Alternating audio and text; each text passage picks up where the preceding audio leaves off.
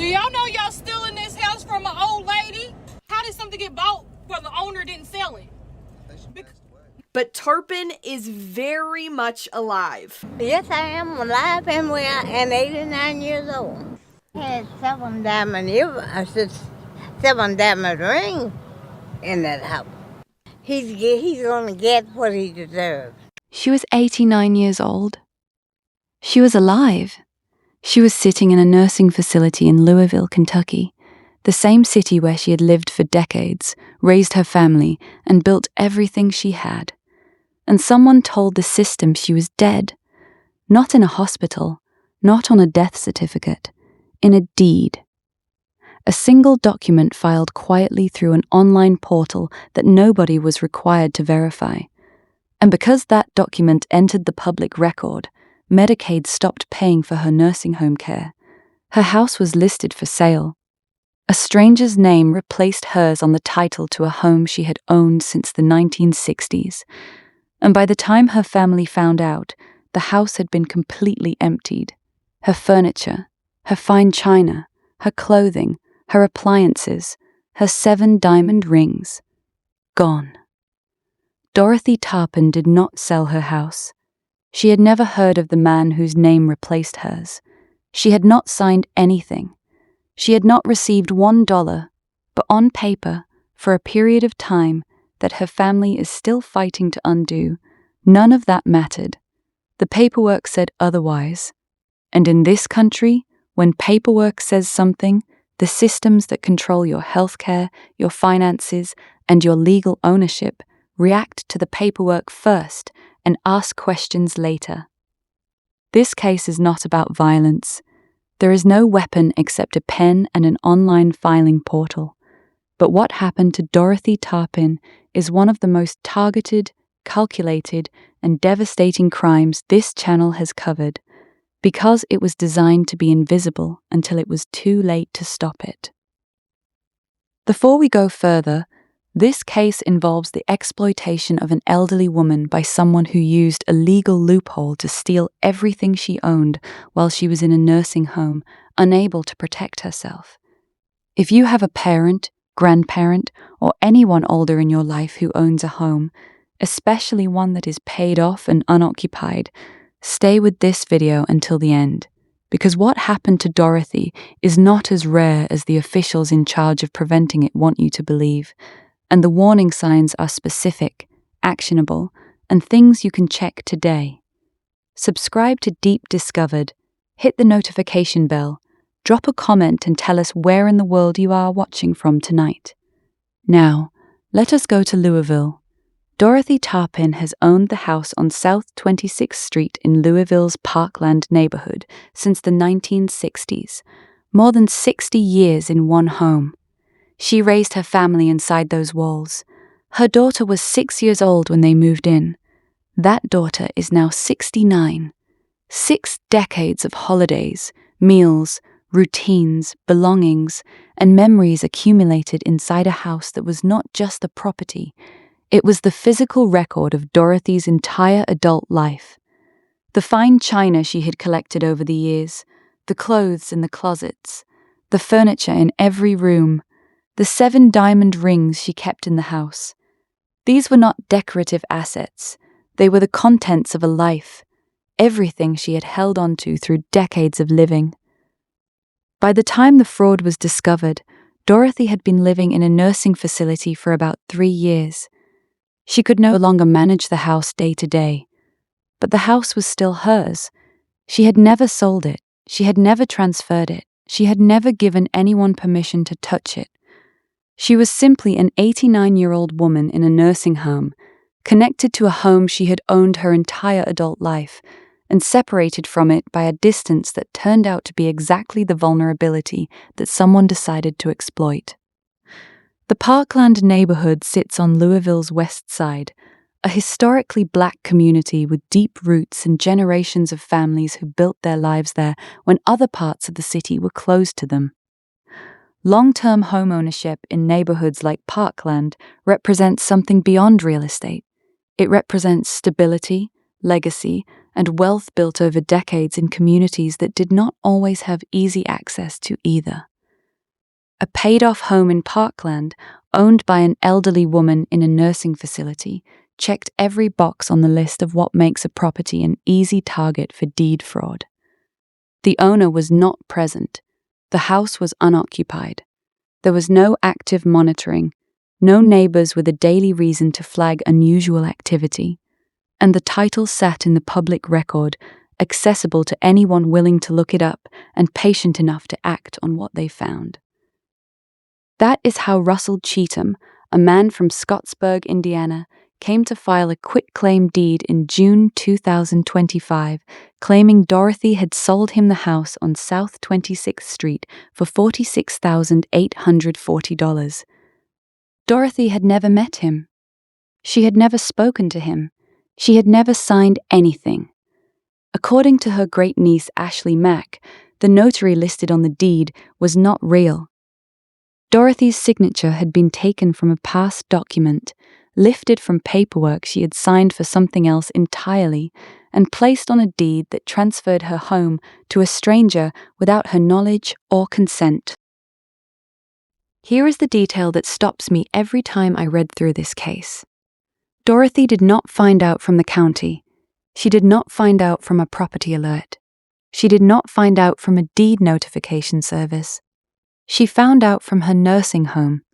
The facility told her family that Medicaid coverage for her stay was stopping, because records now showed Dorothy had sold her home and received approximately $46,000. Under Medicaid asset rules, receiving money from a property sale can disqualify a person from continued benefit coverage. The system saw a recorded home sale. The system reacted to the recorded home sale. It did not check whether the sale was real. It did not verify whether Dorothy was aware of it. It processed what the paperwork said. And what the paperwork said, paperwork filed by a man she had never met with a forged signature and a fake notary, was that Dorothy Tarpin had money she did not have and a home she no longer owned. That is the trap built into this type of fraud. The damage does not stay inside land records. It radiates outward. It reaches the systems that control healthcare, finances, and legal identity, and it does all of that before the victim or their family has any idea the record has changed. Russell Cheatham is from Scottsburg, Indiana, a small town about an hour north of Louisville. He had no known connection to Dorothy Tarpin. He was not a neighbor, not a caregiver, not anyone in her circle. When Dorothy's niece, Tina Mack, checked the property valuation records and saw his name attached to the South 26th Street address, her reaction was the same one anyone would have. Who is Russell Cheatham? There was no comfortable answer. He was not a person Dorothy or anyone in her family could place. But what investigators and reporters pieced together in the weeks after the fraud surfaced painted a picture of someone who had treated Dorothy's home not as someone's life, but as an asset to be acquired and processed. According to reporting, Cheatham acted as though the house was truly his. He obtained the deed. He listed the property for sale. Neighbors noticed the for sale sign in Dorothy's yard and started asking questions. And before anyone could stop what was happening, he emptied the house. Everything that had been inside those walls, the furniture, the clothing, the fine china, the appliances, the jewelry, the 2 firearms, removed. Dorothy said she had 7 diamond rings in that home, all of it gone. When Dorothy's family realized what had happened, when they had the name, the deed, and the knowledge that her house had been listed for sale, they did not wait for a process. They went to South 26th Street. Dorothy's relatives showed up at the home she had owned since the 1960s and confronted the people connected to what had been done to her. The confrontation was recorded on video. In that footage, a family member can be heard asking the question directly. "Do y'all know y'all stealing this house from an old lady?" That question went on camera. It circulated. It turned what had been a quiet administrative fraud hidden inside a deed record into something visible, public, and impossible to ignore. Tina Mack said it plainly afterward. All of her valuables, her jewelry, her clothing, her appliances, her furniture, he took it all. That is an empty house. So we also need you charged with theft, Russell. And I intend to stay on this and follow it all the way to the end of the journey. Ashley Mack, Dorothy's great niece, said something that should be heard by every county clerk in this country. Within days, her home was no longer in her name. Just a few days. And now, we may potentially have to fight for years to get her home back. A few days to take it, years to fight to get it back. That asymmetry, that gap between how fast the crime happens and how slow the recovery is built into the system that allowed it.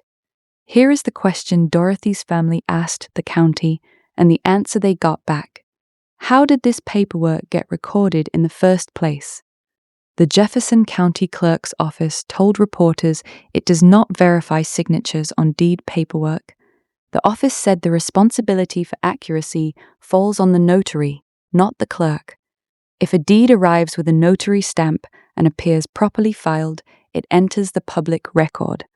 The clerk's office is not a fraud investigation checkpoint. It is a recording office. It records what is submitted.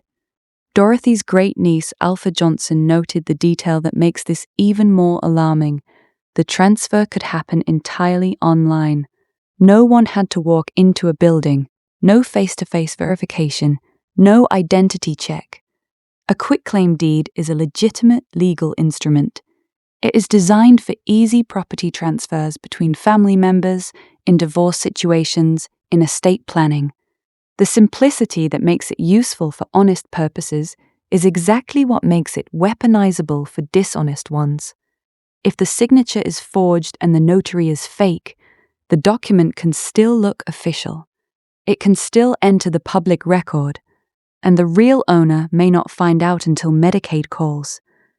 The Jefferson County Clerk's Office recommended a free service called Clerk Alert, a notification system that sends an alert when property records in your name are altered. That is one step. But here is the critical limitation. A notification after a change is not the same as prevention before it. By the time the alert arrives, the deed may already be recorded, the damage may already be done, the house may already be listed for sale. Under the previous clerk, officials told reporters this type of fraud happened approximately once every 3 years in Jefferson County. Newly appointed clerk David Yates, pressed about the issue after his appointment, said he wanted to listen before offering solutions. He did not offer specific fixes. Councilwoman Tammy Hawkins did not wait to listen. She said what the data was already showing. Title fraud is too easy. How did this happen? Forged deeds can be filed with little oversight. Elders and long-term homeowners are prime targets for this kind of crime. And then she said the part that contradicted the clerk's office entirely. Her phone had been ringing. Multiple people calling to say the same thing had happened to them. Patricia Wright, another Louisville woman, was a victim of the same type of fraud earlier that same year. Wright said publicly, had her case received more attention in June, could it be that what happened to Dorothy might not have happened at all? Once every 3 years. That is what the office said. That is not what Hawkins was hearing. And the gap between those two realities is where the next Dorothy is waiting. On October 2nd, 2025, Russell Cheatham turned himself in to the Louisville Metro Police Department. He was booked into the Louisville Metro Department of Corrections and charged with second-degree criminal possession of a forged instrument and theft of identity of another without consent. The case had crossed from family outrage and public reporting into formal criminal proceedings. When he appeared in court, he pleaded not guilty. He waived both cases to the grand jury. Then, in November 2025, the case widened. Cheatham was charged with 1 count of second-degree burglary for allegedly taking items from the home he was accused of stealing. The burglary charge specifically cited the jewelry, clothing, appliances, and 2 firearms removed from the property. He pleaded not guilty to that charge as well on November 24, 2025. At the time of that appearance, he was out of jail on bond. Both cases have been waived to the grand jury. As of the time of this video, there is no confirmed conviction, no sentencing, no civil judgment, and no full legal restoration of the deed to Dorothy. The criminal case is in process. The deed fight is in process. The family has said they expect to spend thousands of dollars in legal fees taking the house back in court. And Dorothy Tarpin, 89 years old, alive, the owner of that house since the 1960s, is still waiting. By October, Dorothy's family had achieved one partial restoration. They were able to have Dorothy's name reinstated on the Property Valuation Administrator record, the public assessment tied to tax and property identification purposes. That is a meaningful step, but it is not the same as the deed. The deed is a different document, held by a different office, requiring a different legal process. As of reporting in late 2025, Cheatham's name still remained on the deed itself. The family was still working to correct that. They were also pursuing civil action against Cheatham for everything taken from the house. These are not the same fight. The criminal case may result in conviction and sentencing. The civil case may result in a judgment for damages. The deed restoration requires its own separate legal process. Each one takes time. Each one costs money. And while all of them are in motion simultaneously, the house on South 26th Street, the house Dorothy has owned since the 1960s, the house where her daughter grew up, the house that holds 60 years of her life, is still legally complicated. That is the design of this crime. It is fast to commit and slow to undo. It creates paperwork problems that require legal solutions that cost the victim money they should never have had to spend. I want to close with something that goes beyond Dorothy's case, because this is not an isolated story. Councilwoman Hawkins said it directly. The phones were ringing. Patricia Wright was a victim in the same city in the same year. The national data on deed fraud and elder financial exploitation shows a crime that is growing in frequency and moving faster than the systems designed to catch it. Here is why it keeps working. A paid-off home owned by an elderly person in long-term care is, on paper, an unoccupied asset. If no family member is monitoring the property records, if no deed alert is active, if no neighbor has a reason to flag unusual activity, the window is open, and all it takes is someone willing to look up a public record, forge a signature, invent a notary, file a document online, and wait for the system to react to the paperwork before the family realizes the paperwork has changed. Here is what you can do right now, today, before this video ends. First, go to your county clerk's website and set up a property alert for every home your family owns. It is usually free. It takes 5 minutes. It will not prevent a deed from being filed, but it will tell you the moment it happens so you can act immediately rather than weeks later. Second, if you have an elderly relative in long-term care who owns a home, check the property records today. Go to your county's PVA or assessor website, search the address, and confirm the name on the record is correct. Third, remove valuables from any home that is unoccupied. A forged deed opens the door legally on paper. If someone acts on it the way Cheatham allegedly did, the physical contents of that house are at risk the moment the paperwork is recorded. Fourth, if you discover a fraudulent deed, contact law enforcement immediately and simultaneously contact a real estate attorney. The criminal case and the deed restoration are separate fights that need to happen in parallel. Do not wait for one to resolve before starting the other. And fifth, tell the people in your life about this case, not as a frightening story, as a warning with a specific, actionable response. Dorothy Tarpin's family found out because Medicaid called. The next family might find out from a neighbor who noticed a for sale sign. Or they might not find out at all until the house is gone. One conversation, one property alert, one 5-minute records check could be the difference. Dorothy Tarpin is still fighting for the deed to her own home. She is 89 years old. She said something after this story broke that I want you to hear in her own words. She looked directly at the camera and said, "He's going to get what he deserves." That is not a woman who has given up. That is a woman who has been in that house since the 1960s and knows exactly who it belongs to. We are going to stay on this case. The moment the grand jury acts, the moment the deed is restored, the moment there is a verdict, Deep Discovered will be here.